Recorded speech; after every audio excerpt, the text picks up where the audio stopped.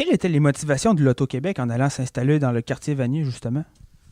Dans le fond, ce qu'il faut comprendre, c'est que l'ancien salon de jeu était situé à 900 mètres du nouveau de Place Fleur de Lys.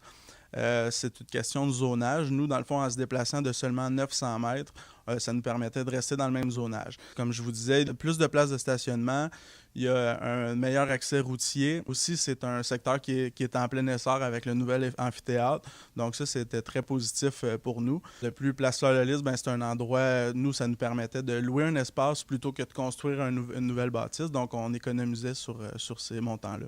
Dans un article du quotidien Le Soleil datant de 2014, votre collègue Marie-Claude Rivet expliquait que le Salon de jeu de Québec ne misait pas vraiment sur une nouvelle clientèle, mais sur une clientèle déjà établie. De quel type de clientèle est-ce qu'on parle? En fait, en déménageant, on a élargi le secteur. Parce que dans le fond, en allant à Place Fleur de Lys, là, ce qui est le fun, c'est qu'avec l'accès qui est plus facile, ça attire plus de gens. Il peut aussi y avoir les gens qui accompagnent quelqu'un qui va faire du magasinage, vont mettre un petit montant d'argent à Place Fleur de Lys au salon de jeu. L'offre de divertissement aussi a été bonifiée depuis ce temps-là. Donc, il peut y avoir des petits spectacles, puis tout ça, des concours, puis tout ça. Donc, ça attire une plus grande clientèle. C'est pas exclusivement la clientèle locale qui y va. Il faut comprendre que les gens peuvent venir de partout à Québec et même de l'extérieur de Québec pour aller au salon de jeu.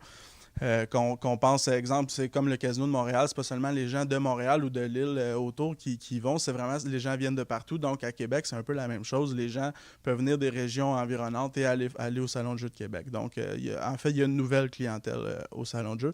On peut le voir, l'achalandage a augmenté de 66% depuis qu'on a déménagé en date de juin dernier par rapport à juin l'année précédente à l'autre Salon de jeu. Est-ce que vous documentez le type de clientèle qui va là? Est-ce que c'est documenté, ce phénomène-là, que la clientèle vient de l'extérieur de la ville de Québec?